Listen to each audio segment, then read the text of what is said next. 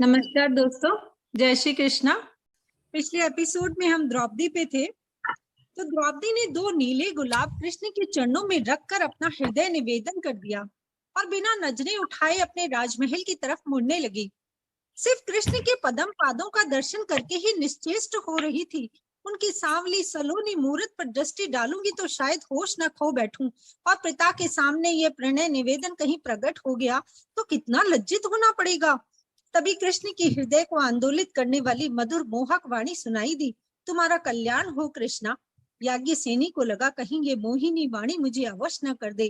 तुरंत राजमहल की ओर लौट चली। पूरा मन धैर्य चित्त सब कृष्ण में रम गया। रोम रोम में कृष्ण है। पूरी रात आंखों में निकल गई। नितंबनी कहने लगी, अभी तो पदम पादों का दर्शन ही किया है तो ये हाल है। यदि राजकुमार सलोना मुखमंडल देख लोगी तो होश कैसे संभालोगी। सूर्योदय में अभी देर थी, पल भर को भी आंखें मूंद नहीं रही थी। याज्ञसेनी आज बिस्तर पर करवटें बदल रही थी। तभी शयन कक्ष के बाहर कृष्ण कृष्ण की मधुर ध्वनि हवा में बिखरने लगी। उस मधुर ध्वनि को सुनकर द्रौपदी तुरंत उठ बैठी और दौड़कर बाहर गई तो देखा रत्न जड़ित पिंजरे से उसकी मैना कृष्ण कृष्ण की रट लगा रही थी। द्रौपदी ने धीरे से पुकारा, नीलमणि नीलमणि शांत रहो। इतनी सुबह सुबह इतना शोर मचाओगी तो अतिथि जाग जाएंगे। सुनकर सारिका तो तेज स्वर में कृष्ण कृष्ण रटने लगी और द्रौपदी भी ऊंचे स्वर में नीलमणि नीलमणि पुकारने लगी। तभी नितंबनी दौड़ी आई और बोली, राजकुंवर अभी तो सूर्योदय होने में देर है, तुम कृष्ण कृष्ण क्यों पुकार रही हो। याज्ञसेनी ने कहा, सखी ये सारिका ही कृष्ण कृष्ण कह रही है, मैं तो नीलमणि नीलमणि पुकार रही थी। नितंबनी ने कहा, तुमने स्वयं अपनी धुनी सुनी? क्या अतिथि सो पा रहे होंगे? उनका नाम तो स्वयं नीलमणि है। कृष्णा, कृष्ण ही तो तुम्हारे प्राणों की नीलमणि है। द्रौपदी को याद आया, जब राजपुरोहित उनकी सारिका का नामकरण उत्सव करने आए थे तो कोई 100 नामों की सूची में उसे अपनी मैना के लिए नीलमणि नाम ही पसंद आया था।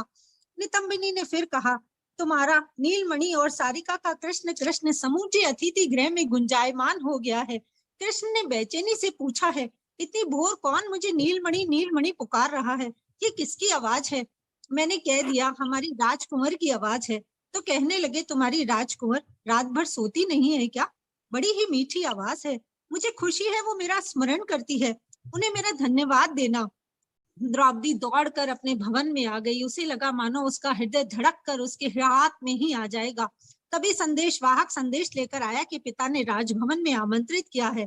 कहा है द्वारकाधीश मध्याह्न में प्रस्थान करेंगे, पाद पूजन को उपस्थित होवे। द्रौपदी तुरंत दौड़कर उद्यान में पहुंच गई और चुन चुन कर सुंदर श्वेत पुष्पों की माला गूंथी। हर फूल के साथ अपने हृदय की हर भावना आज गूंथ दी थी और सुबह से मध्याह्न होने चली।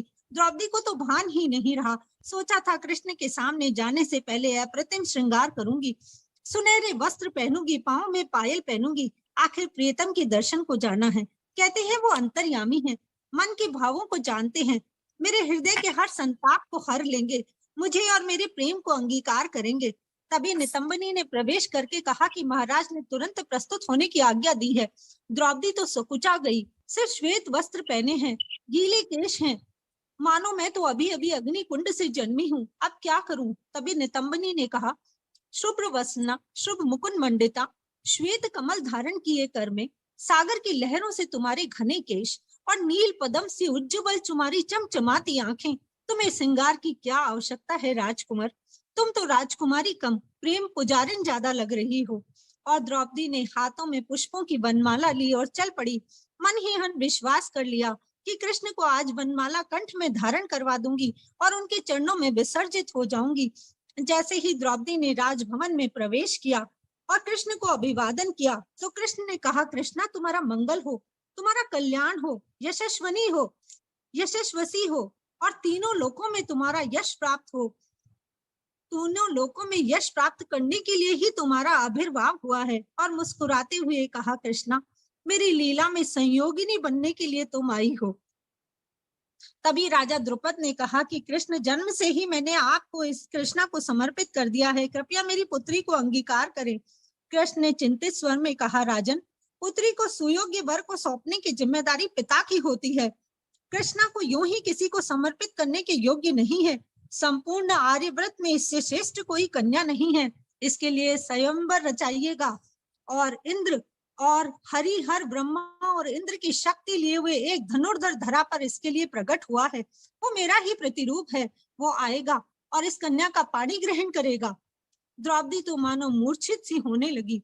मेरे तो रोम रोम में, मेरे मन, बुद्धि, चित्त और हृदय के हर स्पंदन में, मेरे हृदय की हर धड़कन में जन्म से लेकर आज तक अगर कोई धड़का है तो वो कृष्ण का नाम। आज ये कृष्ण क्या कह रहे हैं? मैं नहीं, कोई और। कृष्ण द्रौपदी के मनोभावों को समझ गए और कृष्णा के निकट आकर पहली बार सृष्टि का सर्वश्रेष्ठ संबोधन उस परमात्मा ने उस जीवात्मा के लिए दिया और कहा, सखी।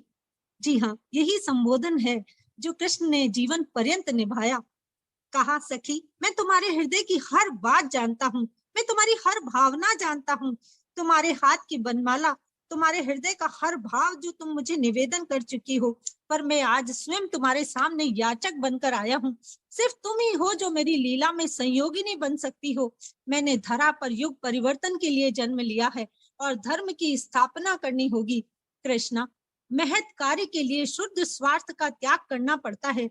और सखी, मैंने तुम्हारे लिए जिसका चयन किया है वो देखने में मुझसा ही है, वो मेरी ही विभूति है। हम देह के धरातल पर भले ही दो हैं, लेकिन चेतना के धरातल पर हम एक ही हैं। वो मध्यम पांडव अर्जुन है, वो सव्य सांची, वो गांडीव धारी कुंती पुत्र है। उसकी प्रत्येक प्राप्त और अप्राप्त में मेरी हिस्सेदारी है। वो मेरा ही है, वो मेरा ही अंश है। मैंने एक प्रकार से तुम्हें स्वयं को ही प्रदान किया है। द्रौपदी का सतत चिंतन जो कृष्ण की तरफ था उसे अर्जुन की ओर मोड़ दिया। कृष्ण ने जिसकी इतनी प्रशंसा की है वो कैसा होगा वो सव्य सांची। कृष्ण चलने को हुए तो द्रौपदी ने दौड़कर वनमाला उनके चरणों में समर्पित कर दी और अपना मन विसर्जित कर दिया। प्रणाम किया उस महापुरुष को जो सखी कहकर उसके जीवन के तमाम पलों को उत्सर्जित कर गया। धन्य है ये धरा जहाँ द्रौपदी जैसी भक्ता का आविर्भाव हुआ, जिसने अपने निर्मल कीर्ति, अपना यश, अपना मान सब कुछ श्री कृष्ण के चरणों में निवेदन कर दिया और कह दिया, प्रभु मैं प्रस्तुत हूँ, मैं याज्ञसेनी हूँ, जानती हूँ अग्नि से मेरा जन्म हुआ है, अतः संघर्ष की जिजीविषा ही मेरा जीवन होगा। पर यदि युग परिवर्तन में आपकी संयोगिनी बनने का अवसर आया है तो ये शुद्र सा जीवन आपको प्रस्तुत है। जय श्री कृष्ण।